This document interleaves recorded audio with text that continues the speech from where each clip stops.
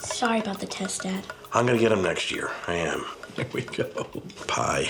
It just fills the cracks of the heart. Go away, pain.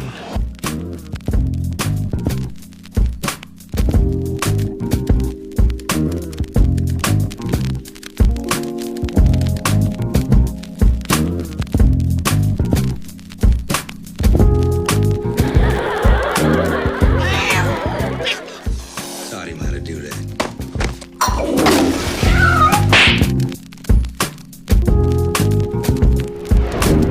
Only thing locked up around here is your bowels. You have never heard of Dutch chocolate? Ricola!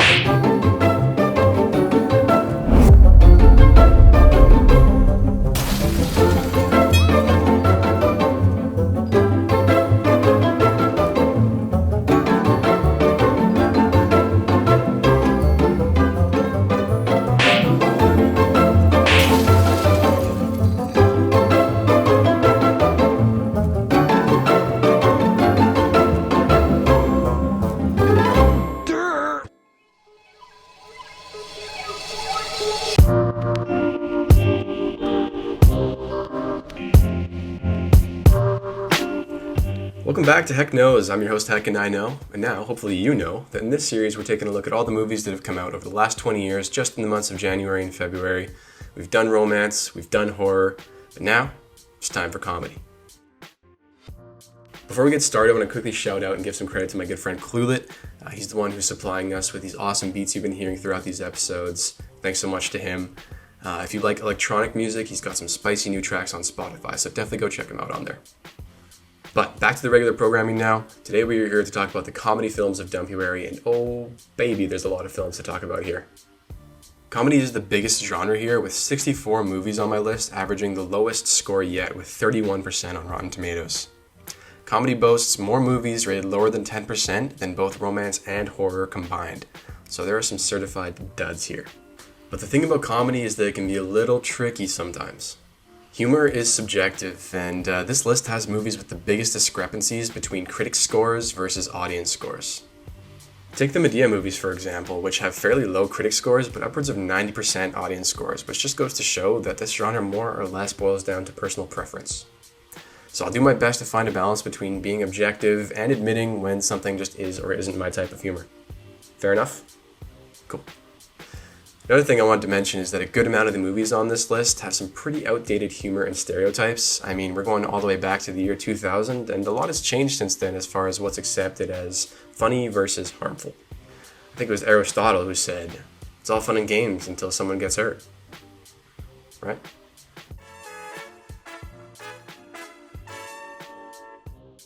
Alrighty, back to the bunk now. Let's talk middle tier. First up on the shoutouts, we have Old School.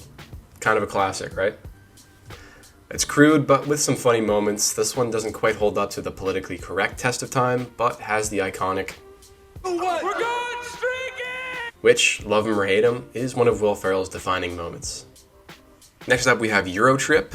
This is one of the funnier movies aimed at the stoner crowd, but this movie still has its problems with going a little too far with some European stereotypes. I think John Bafus here said it really well. The American tourists react with xenophobia, cluelessness, and destructiveness. Whether intentional or not, the parallels to US foreign policy are clear. Couldn't agree more. Next is the Best Exotic Marigold Hotel. I slapped this one in the category of wholesome content comedy. Not really my thing, but if you want to feel warm and fuzzy inside, this could be up your alley. Next up, we have the one and only Paul Blart Mall Cop. Very tempted to put this one on my dud list, but if you like jokes about a man's reduced mobility because of his weight or are under the age of 12, then you might find this movie very funny. The next one is the complete opposite of Paul Blart Mall Cop. It's In Bruges, which is violent, it's vulgar, it's one of the most bleak movies you'll see, but not one you're likely to forget because of the three lead actors. Jason Best says it really well here. You get the sense now and then that McDonough, the director, is taking a little too much relish in his character's political incorrectness, but the writing is so scabrously funny that you'll laugh despite your best intentions, which is totally true. I mean, if you're easily offended, don't watch this one. Colin Farrell's character says the most outlandishly offensive things at every step of the way, but it's kind of counteracted by Brendan Gleeson and Rafe Fiennes just doing some awesome stuff. Definitely not for everyone, but if you like those black, really dark comedies, check it out. Lastly, we have Game Night. Matthew Bond says this is good, if slightly lightweight fun, albeit with Bateman and McAdams on sharp enough form to make you realize how long it's been since a decent commercial comedy came along. And what he means by that is that comedy is sort of a fading theatrical genre. Over the last 10 years or so, you haven't seen that many comedy movies come out in theaters, but this one definitely sticks out as one of those, and it was really good too. It's got a great cast all around, especially with Jesse Plemons. Awesome in this one.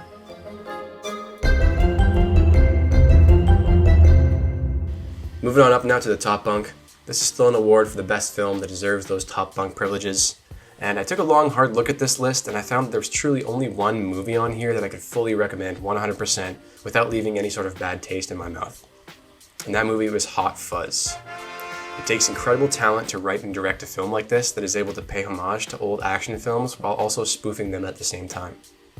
This one is written by Edgar Wright and Simon Pegg, and their film knowledge oozes through this movie without making you feel like you aren't in on the jokes with them. They set up so many good gags in this one, even something as little as a swan on the loose has multiple payoffs. It is a much better buddy cop movie than the others on this list, like Cop Out or Ride Along, while also being a commentary on the bigotry of small towns and a suspenseful whodunit. It has just so many things going for it that it's a must-see.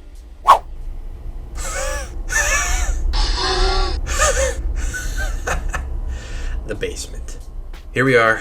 It's time to talk about the duds, and there's a lot to talk about here. Most of these movies are sitting at under 10%, but there's a couple exceptions there. Let's get into it. Here are the duds. Here are the dud nominees.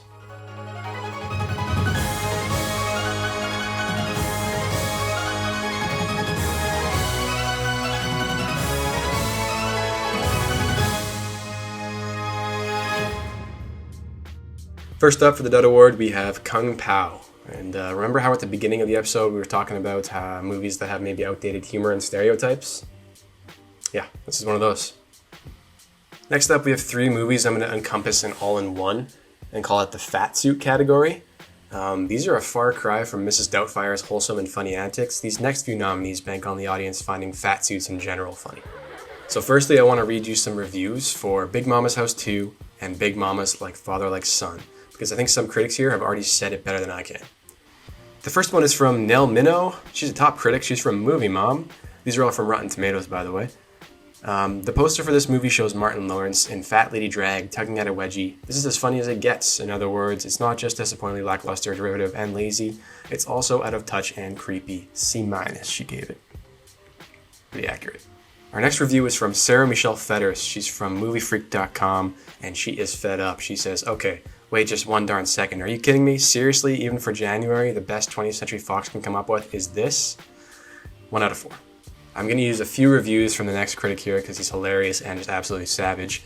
His name is Ken Hankey. He's from the Mountain Express. About Big Moms 2, he says, nothing but all Lawrence all the time, and there's not a lot more to the movie than the basic idea that Lawrence as an obese old lady is intrinsically funny.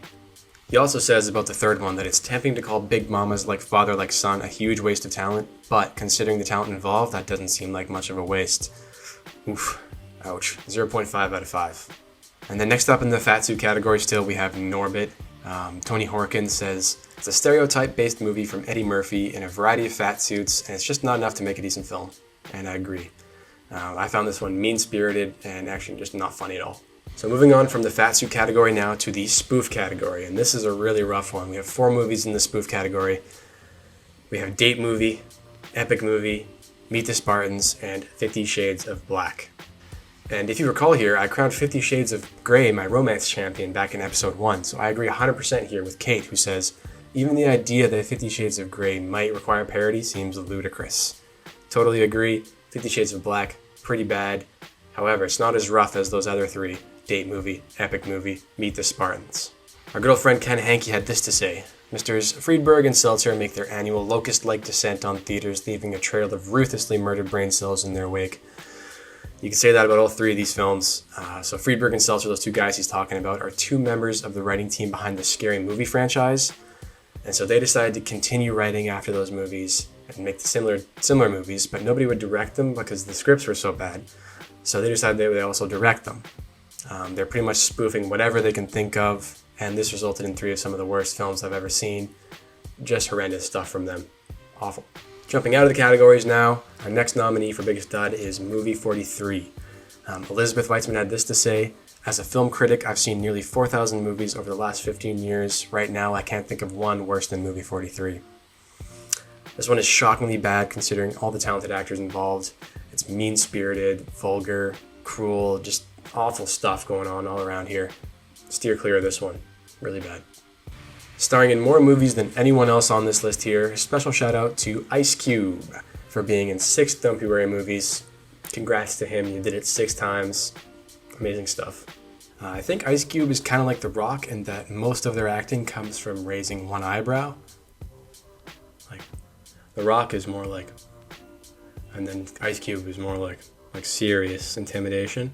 Honestly, not all his movies are total duds. I think Ride Along and Are We There Yet are 2 that sort of stand out as being above average as far as duds go. And finally, representing the worst of the comedy sequels of Dumpuary, we have Zoolander 2. What a disappointment. I mean, I think if you've seen it, you know, right?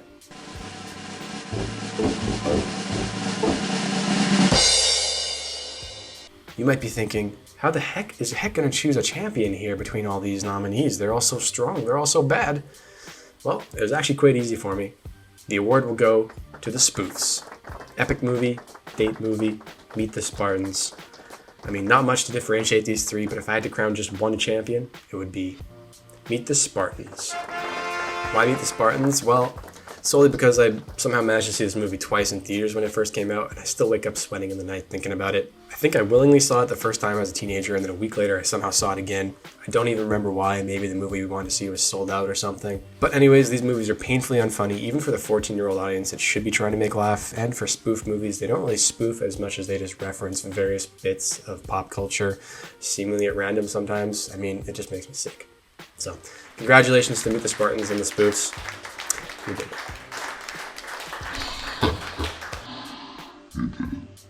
Hey, that does it for this episode. Thanks so much for watching. We go from laughs to thrills in the next episode as we take a look at the hunk cinema category. And oh my goodness, who will take home the award for biggest action hunk? Stay tuned for that. Until then, take care.